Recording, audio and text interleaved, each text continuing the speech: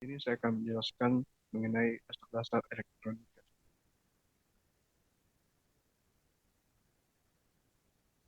Elektron dan proton. Elektronik sebuah istilah yang diambil dari kata elektron. Elektron merupakan satu dari tiga materi yang menyusun struktur atom, yakni inti atom, yaitu nukleus, proton, neutron, dan elektron. Setiap materi atau benda pada dasarnya terdiri atas atom, dan atom terdiri atas nukleus, yaitu proton dan neutron. Proton, neutron, dan elektron menentukan karakteristik kelistrikan setiap materi. Hal itu menjadi penentu setiap materi dapat digolongkan sebagai konduktor, semikonduktor, atau isolator. Elektron dan proton. Proton bermuatan listrik positif dan elektron bermuatan negatif. Jika sebuah benda kekurangan elektron, maka benda itu dikatakan bermuatan positif. Akan tetapi, jika sebuah benda kelebihan elektron, maka benda itu dikatakan bermuatan negatif. Sedangkan jika jumlah muatan negatif dan muatan positifnya sama, maka benda itu disebut netral. Dalam sebuah atom, proton merupakan inti atom dan elektron mengorbit di sekelilingnya. Akibatnya, elektron mudah bergerak sedangkan proton yang merupakan inti sulit bergerak. Elektron bergerak dari potensial rendah ke potensial tinggi. Selanjutnya, arus listrik dan muatan listrik. Kata arus berarti aliran atau gerakan. Arus listrik mirip atau dapat dianalogikan sebagai sebuah aliran air. Arus listrik. Arus listrik mengalir melalui rangkaian kabel listrik. Baterai menghasilkan tekanan listrik disebut gaya gerak listrik, yang memaksa muatan listrik yang bergerak mengitari suatu rangkaian listrik. Arus listrik yang mengalir mampu melakukan usaha untuk memutarkan motor listrik. Listrik mengalir dari potensial tinggi ke potensial rendah. Muatan listrik. Arus listrik akan mengalir pada saat suatu rangkaian membentuk loop tertutup dan ada beban listrik. Misalnya, lampu atau pemanas yang tertutup dengan sumber listriknya. Rangkaian tertutup berarti rangkaian yang seluruh bagiannya terhubung dengan sumber listrik. Alat-alat tertentu seperti baterai mampu menyimpan muatan listrik dan mengalirkannya. Muatan listrik atau Q mengandung pengertian bahwa kemampuan alat untuk menyimpan atau membuang arus listrik selama waktu tertentu. Dapat dilihat contohnya yaitu jika arus listrik 3 ampere mengalir pada rangkaian selama 120 milidetik, hitunglah jumlah muatan listrik yang dipindahkan dari sumber listrik ke beban. Dapat dilihat yang diketahui I-nya adalah 3A, T sama dengan 120 milidetik, dan yang ditanya adalah Q. Jadi Q-nya adalah I dikali T, yaitu 3 dikali 120 dikali 10 kurang 3 sama dengan 0,36 kolom. Tegangan listrik. Tegangan listrik adalah suatu beda potensial antara dua titik yang mempunyai perbedaan jumlah muatan. Tegangan listrik juga sering dianggap sebagai gaya mendorong yang menyebabkan perpindahan elektron dari titik yang satu ke titik yang lain melalui perantara konduktor, di mana semakin besar tegangan yang diberikan, maka semakin kuat pula dorongan yang dilakukan oleh elektron dalam suatu rangkaian listrik. Muatan listrik dapat dianalogikan sebagai air di dalam sebuah tangki air, sedangkan tegangan listrik dapat kita analogikan sebagai tekanan air pada sebuah tangki air. Makin tinggi letak tangki air itu, maka makin besar pula tekanannya. Jika keran dibuka, maka air mulai bergerak dalam pipa dan dengan kecepatan mengalirnya berhubungan erat dengan tekanan air pada tangki air di atas menara. Demikian juga dengan tegangan listrik. Semakin tinggi tegangan listriknya, maka semakin besar energi potensial yang dikarenakan semakin banyak elektron yang dilepaskan. Bila sepotong kawat penghantar dihubungkan di antara kedua benda yang berbeda muatan, menyebabkan terjadinya perpindahan muatan di antara benda-benda tersebut. Peralihan energi itu akan berlangsung terus selama terdapat perbedaan potensial. Perbedaan potensial listrik dapat dihasilkan dengan memberikan tekanan listrik dari suatu pembangkit tenaga listrik Baterai atau generator dapat bertindak sebagai pemacu perbedaan tegangan di antara dua titik. Sistem satuan internasional untuk tegangan adalah volt, yang diambil dari nama Alexander Volta tahun 1748 sampai 1827, yang menyatakan satuan volt adalah perubahan energi sebesar 1 joule. Dapat dilihat rumusnya yaitu V sama dengan W per Q, dan W sama dengan V dikali Q, di mana V merupakan tegangan listrik atau volt, W merupakan energi listrik atau joule, dan Q adalah muatan listrik atau coulomb. Dapat dilihat contohnya, sebuah baterai mempunyai tegangan 6 volt digunakan pada lampu. Energi yang diserap lampu 12.000 joule. Berapakah muatan listrik yang dipindahkan? Di sini yang diketahui yaitu V-nya 6V dan W-nya 12.000 joule. Dan yang ditanya adalah Q. Mesinnya yaitu W per V sama dengan 12.000 dibagi 6 dan mendapatkan hasil 2.000 coulomb. Hukum Ohm. Pada tahun 1827, George Simon Ohm, ahli fisika Jerman, yang hidup antara tahun 1787 sampai 1854, melakukan percobaan untuk menentukan hubungan antara kuat arus dan tegangan, hingga menemukan pernyataan bahwa arus listrik yang mengalir pada hambatan atau resistor sebanding dengan tegangan yang diberikan pada hambatan tersebut dalam kondisi suhu ruang yang dijaga konstan. Hukum Ohm sangat sederhana dan sangat berguna untuk menganalisis suatu rangkaian listrik. Persamaan Ohm juga mudah digunakan untuk mencari tegangan dan arus. Misalnya, ingin diketahui arus listrik, tegangan listrik, atau nilai resistansi yang belum diketahui pada suatu rangkaian listrik. Gunakan trik berikut dengan cara menyusun V, I, dan R dalam bentuk segitiga transposisi seperti ilustrasi berikut ini. Dapat dilihat ilustrasinya, di mana V yaitu tegangan listrik dan I arus listrik serta R merupakan hambatan listrik. Contoh, sebuah lampu pijar dihubungkan pada tegangan 127 volt yang dialiri arus listrik sebesar 1,5 ampere. Berapa besar resistensi lampu tersebut? Di sini yang diketahui yaitu V-nya 127 volt dan I-nya 1,5. Ditanya R. Penyelesaiannya yaitu R sama dengan V per I, yaitu 127 volt per 1,5. Dan hasilnya 84,7 ohm. Pengantar listrik. Pengantar adalah suatu benda yang digunakan dalam teknik listrik atau elektronika untuk mengalirkan arus listrik dari sumber listrik ke beban listrik. Setiap bahan memiliki susunan atom yang berbeda. Letak proton pada setiap bahan tidak sama dengan dan tidak teratur. Elektron-elektron selalu mengelilingi proton, karena antara proton dan elektron ada gaya tarik. Pesannya gaya tarik ini tergantung pada jarak antara proton dan elektron-elektron. Bahan yang dipakai dalam teknik listrik dan teknik elektronika dapat digolongkan menjadi 3 bagian, yaitu konduktor, yang merupakan penghantar, isolator, yaitu penyekat, dan semikonduktor atau setengah penghantar. Konduktor atau penghantar. Konduktor merupakan suatu bahan yang dapat menghantarkan listrik. Bahan penghantar mempunyai banyak elektron-elektron bebas, sehingga dengan mudah dapat dipengaruhi keadaan sekitarnya. Elektron-elektron bebas ini dapat meninggalkan daya tarik proton apabila mendapatkan pengaruh dari luar berupa tegangan listrik, pukulan, dan panas. Tegangan listrik ini menyebabkan elektron bebas bergerak atau mengalir. Aliran atau gerakan elektron ini mengakibatkan arus listrik. Contoh-contoh bahan konduktor. Pada umumnya, bahan konduktor ini terbuat dari logam, karena hampir semua logam dapat digunakan sebagai pengantar listrik.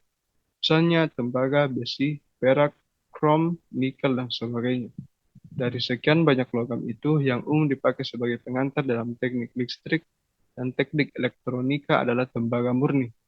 Untuk keperluan tertentu, dipakai juga kawat dan aluminium, bronze, atau besi. Selain bahan logam, juga jarang dan macam-macam zat cair yang mengandung zat asam atau garam dapat dialiri arus listrik. bentuk-bentuk bahan konduktor. Pertama, jenis konduktor bentuk padat. Secara umum, penghantar listrik yang dipergunakan kebanyakan berbentuk padat dan terbuat dari logam. Misalnya tembaga, aluminium, seng, timah, dan lain-lain. Penghantar yang terbuat dari bahan bukan logam juga ada, seperti arang, karbon, atau granit. Yang kedua, jenis konduktor bentuk cair. Ada dua macam penghantar arus listrik yang berbentuk cair, yaitu yang pertama adanya gerakan elektron-elektron bebas melalui penghantar dan disebut sebagai penghantar elektronis. Umumnya bahan penghantarnya dari logam atau paduan logam, granit atau arang. Yang kedua, penghantaran disertai oleh reaksi kimia dan oleh gerakan-gerakan zat melalui penghantar cair, dinamakan penghantar elektronis atau ionis. Penghantar yang dipakai berbentuk cair disebut elektrolit, yaitu suatu cairan yang dapat menghantarkan arus listrik. Umumnya merupakan larutan asam, basa, atau garam. Untuk elemen kering, yaitu baterai cairan dipadatkan sehingga menyerupai bubur. Aliran arus di sini ialah gerakan bagian-bagian yang disebut ion-ion dalam larutan elektrolit. Sifat-sifat bahan konduktor.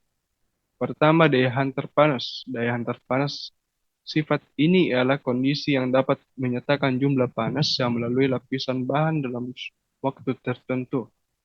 Bahan atau benda yang memiliki daya penghantar panas yang tinggi adalah benda jenis logam.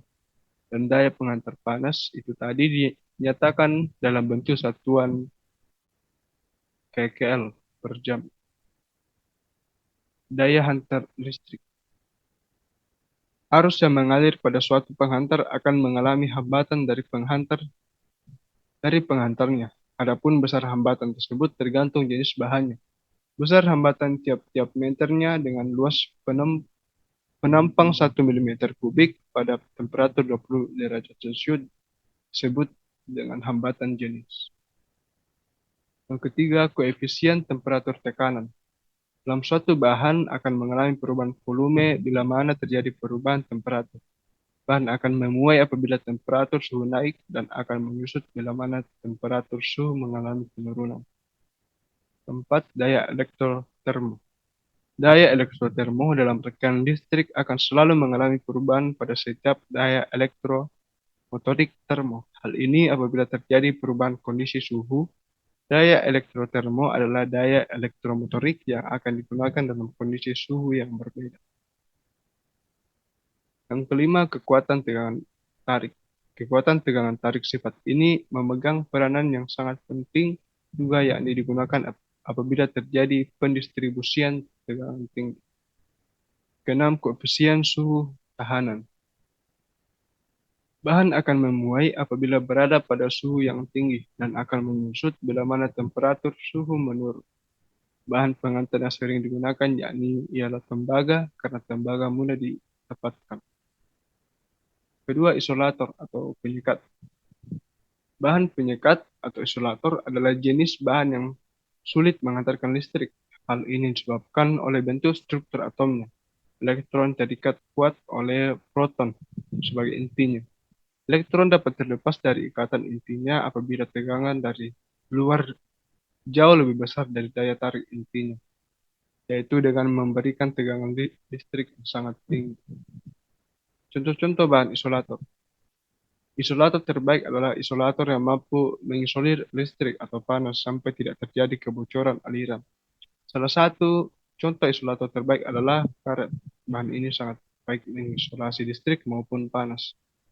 Dalam penerapannya, isolator sering digunakan secara bersamaan dengan konduktor pada kabel listrik. Isolator berfungsi untuk membungkus kawat tembaga, yaitu konduktor, agar tidak terjadi sengatan arus listrik. Bentuk-bentuk bahan isolator. Seperti keadaan umum benda alam, maka penyekat memiliki bentuk-bentuk yang sama, yaitu padat, cair, dan gas. Hal ini berlaku sesuai dengan kebutuhan sebab kadang-kadang perlu digunakan bahan padat, cair, atau gas, kecuali ada bahan yang dipadatkan. Jadi kedudukannya antara cair dan padat atau bentuk padat tetapi lunak. Sifat-sifat bahan konduktor. Yang pertama, sifat listrik.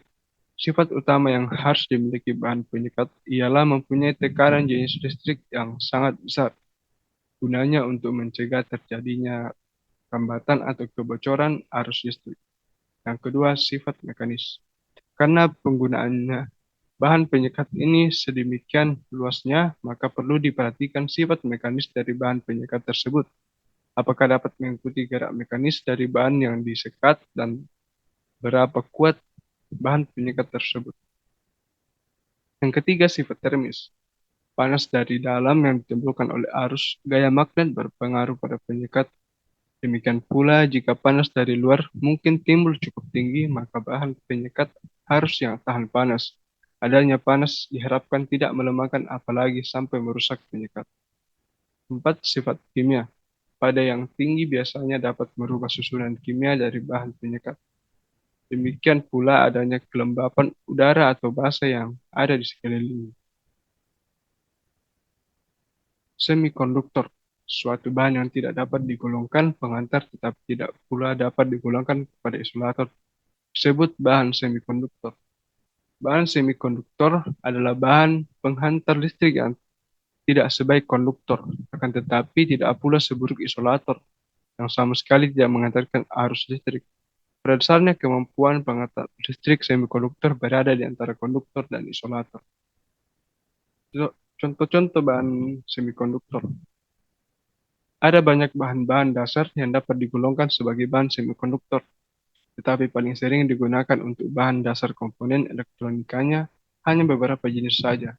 Bahan-bahan semikonduktor tersebut diantara adalah silikon, selenium, germanium, dan metal oksidase.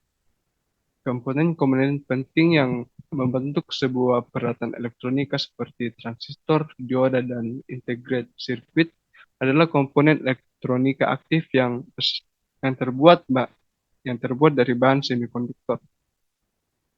Oleh karena itu, bahan semikonduktor memiliki pengaruh yang sangat besar terhadap perkembangan teknik elektronika. Tipe atau jenis semikonduktor. Semikonduktor yang telah dilalui proses doping yaitu semikonduktor yang impurit atau ketidakmurnian atau semikonduktor ekstrinsik yang siap menjadi komponen elektronika dapat dibedakan menjadi dua jenis, yaitu yang pertama N-type atau semikonduktor. Dikata, dikatakan N-type karena semikonduktor jenis ini pembawa muatannya adalah terdiri dari elektron. Elektron adalah bermuatan negatif sehingga disebut dengan type negatif atau N-type. Pada semikonduktor yang berbahan silikon, proses doping dengan menambahkan arsenik atau antimoni akan menjadikan semikonduktor tersebut sebagai N-type semikonduktor. Terdapat dua pembawa muatan atau charge carrier dalam N-type semikonduktor, yakni elektron sebagai majority carrier dan hole sebagai minority carrier. Yang kedua, P-type semikonduktor. Dikatakan P-type karena semikonduktor jenis ini kekurangan elektron atau disebut dengan hole. Ketika pembawa muatannya adalah hole, maka semikonduktor tersebut merupakan semikonduktor bermuatan positif. Pada semikonduktor yang berbahan silikon, proses doping dengan menambahkan indium akan menjadikan semikonduktor tersebut sebagai P-type semikonduktor. Dua pembawa muatan yang terdapat dalam P-type semikonduktor adalah hole sebagai majority carrier dan elektron sebagai minority carrier. Baik, sekian dari penjelasan saya mengenai uh, elektronika. Selamat pagi dan terima kasih.